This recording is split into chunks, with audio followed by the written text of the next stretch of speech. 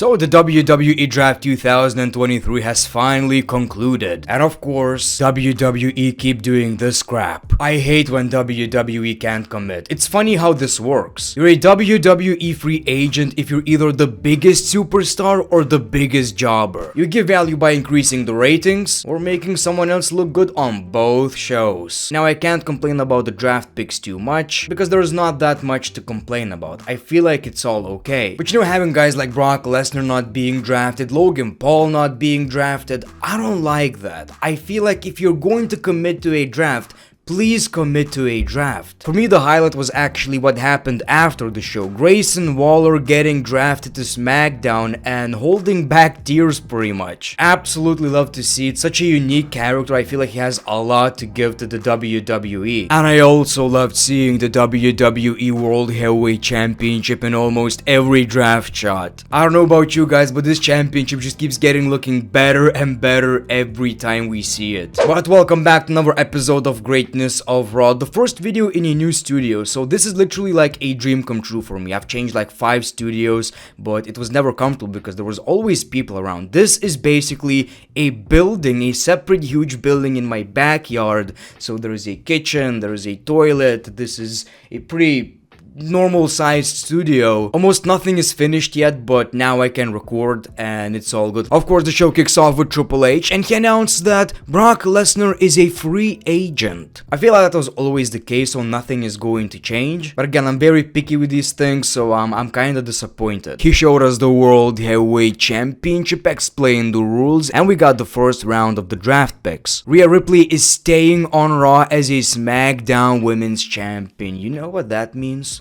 We might get this crap again where they basically switch championships. That's horrendous. Please don't do this again. Austin Theory is going to SmackDown with the United States Championship. Pretty expected since Gunther is going to be on Monday Night Raw. World Heavyweight Championship and the Intercontinental Championship on SmackDown, man. This gives me Ruthless Aggression era vibes. Seth Rollins is staying on Raw. Like we always talk about how Edge is a SmackDown guy, Seth Rollins is a Raw guy the same way. Charlotte is staying on SmackDown. Yes, people, they picked Charlotte Flair before Sami Zayn and Kevin Owens. But again, I could go on about how none of this makes any sense. Really glad to see that Rhea Ripley was selected first. I just feel like it makes the most sense to select champions first, so it's kinda crazy that Sami Zayn and Kevin Owens, 2 superstars at the same time for 1 pick, were not selected in the first round. Then Triple H introduced Paul Heyman. He was like, look at this championship, and Paul Heyman said it's beautiful as everyone is chanting ECW. People just can't let it go. And Paul Heyman talked about how the next WWE World Heavyweight Champion could and should be Roman Reigns. And literally the only reason this championship is being introduced is because they need someone else than Roman Reigns to be a champion at the same time. He also talked about the 6-man tag team match, about Roman Reigns appearing on SmackDown, and we see Seth Rollins. Since Paul Heyman likes spoilers, Seth Rollins gave him one. He will win the World Heavyweight Championship at Night of Champions. Paul Heyman received a call from Roman Reigns, but he couldn't hear shit because everyone kept singing Seth Rollins music. Rollins says Reigns would be upset if I would hit you with a curb stomp right now, right? But we see Solo Sikoa. And Paul Heyman pulled some strings and we're going to get Seth Rollins versus Solo Sikoa in the main event of Monday Night Raw. So for those who are complaining about Solo Sikoa main eventing every single WWE show, get used to it. Like I've said before, I don't mind that. I just don't like the fact that the show always ends the same exact way with a big brawl between like 8 or 6 men. Adam Pearce asks Cody to not fight Brock Lesnar. Cody just laughs. For a very good reason. He hit Brock Lesnar for real. Then we saw Damage Control versus Raquel Rodriguez and Liv Morgan. Pretty pointless match in my opinion, but Damage Control picked up the W. Seems like right now Damage Control and Bayley are on the same page again. We got another surprise and it's time for round 2. Kevin Owens and Sami Zayn are going to Monday Night Raw. Still no answers on what's going to happen with the championships though. Them being on Raw, that's okay. I don't remember the last time Sami Zayn was a Monday Night Raw superstar. The Usos are going to SmackDown, so it ended just like that. All this drama on where the Usos are going. They lost the match and they're still going to SmackDown, so I don't know what Roman Reigns is up to. The Judgment Day are staying on Raw with Rhea Ripley. Makes sense.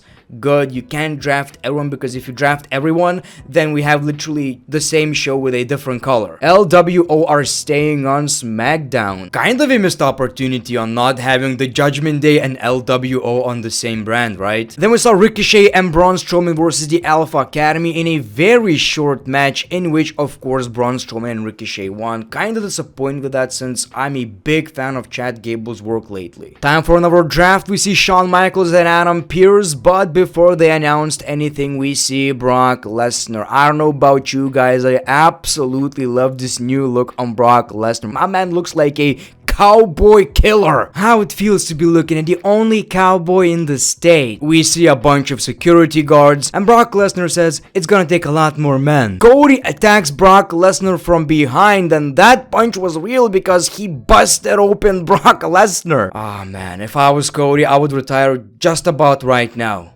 The receipt is coming. And we all know that it happened before. Ask Braun Strowman. I don't know about you guys, I'm very excited about this match. Not sure if more or less a bit right now because of that punch. We don't know how Brock Lesnar is going to react. Maybe he's gonna be like, I don't wanna work this kid. Or maybe he's gonna be like, I'ma kill this kid. So it's pretty interesting, you know. Liv Morgan and Raquel Rodriguez are going to Raw, Asuka is going to SmackDown, the New Day are going to Raw, and the Brawling Brutes are staying on SmackDown. It's all good, not gonna complain, but I kinda wish we got Sheamus on Raw. It's been a while. Riddle says, man, we're going to be on the same brand and we are going to hang out all the time. And Kevin Owens' reaction is absolutely hilarious. That's for me the most interesting part, the most interesting personality trait of Kevin Owens, just being annoyed. So then we got Riddle versus Jimmy Uso. This seemed like a tribute to Eddie Guerrero, so Jay had to leave. The match continues, and with a huge assist, Riddle takes the W right here. It's all good when the babyfaces are doing it. Then it all makes sense. We're not blaming anyone. Nice to see Eric Bischoff. RVD is back. If only this meant something. If only they were like, Eric Bischoff is the GM of Monday Night Raw. Trish Stratus is staying on Raw, obviously to finish the storyline between Trish Stratus and Becky Lynch. Karrion Kross is staying on SmackDown. Seems like a big mistake in my opinion. A 3-hour show would really benefit the dude. Ronda and Shayna are going to Raw. I don't care, but the value of Ronda Rousey dropped so dramatically. Someone who should be drafted probably in the first round, right? And LA Knight is staying on SmackDown. Another draft pick I don't agree with. But maybe WWE have something ready for the dude, hopefully. He's so over, it's stupid not to push the guy. We saw Miz TV with Shinsuke Nakamura. This was kinda meh. The Miz again with the same old, let's team up. You're going to be second to me. Shinsuke talked in Japanese, even started a chant from The Miz. Turns out he was talking about his tiny ball. So The Miz attacks Shinsuke Nakamura, Kinshasa. Shinsuke is on Monday Night Raw. Like I've said in my previous video, I'm happy with that. Shinsuke was never a part of a Monday Night Raw roster, so he's back on a different brand.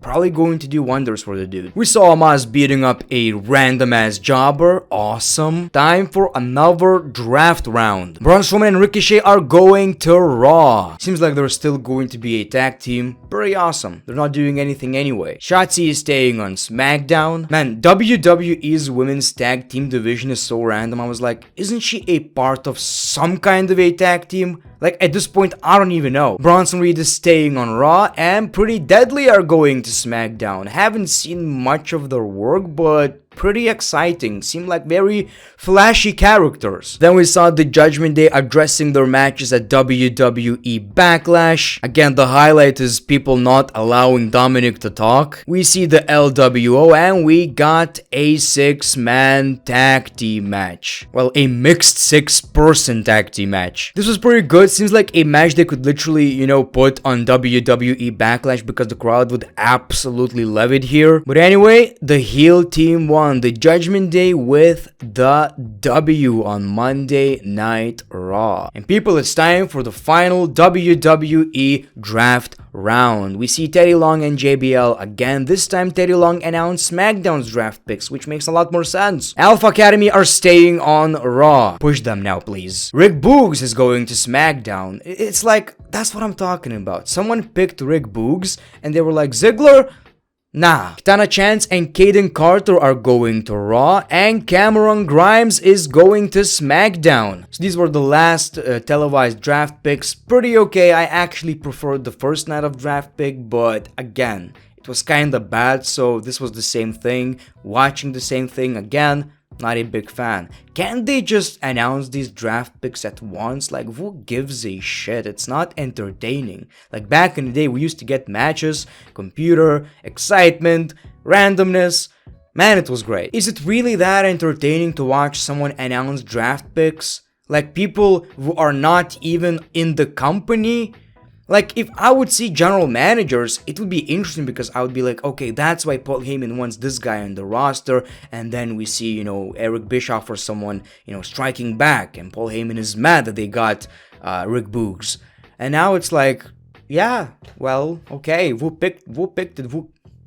These are also superstars drafted after the show. We got guys on Raw like Johnny Gargano, Angel Garza, Humberto Carrillo, and SmackDown picked Tamina and Grayson Waller, which is my personal favorite NXT draft pick. I'm going to sound like a broken record, but I mean, no disrespect. Tamina, Dolph Ziggler. I'ma pick Tamina. And finally, we got Solo Sikoa versus Seth Rollins, which was a pretty decent match. Like I've said, I don't mind Solo Sikoa in the main event. I feel like it's great that they're building someone who has such a unique character, unique look, legacy. But of course, the bloodline interfered. No contest or disqualification, not even sure at this point. Then we see Riddle, we see Kevin Owens, we see Sami Zayn. It's the same shit every single week. Please switch it up. Please switch it up. But anyway, that was your Raw. Like, whatever. It's all gonna end soon. We're getting the drafted rosters, fresh storylines, new rivalries. Can't wait. But thank you for watching this video, The Great One. Peace, love, and hugs. It's been a pleasure.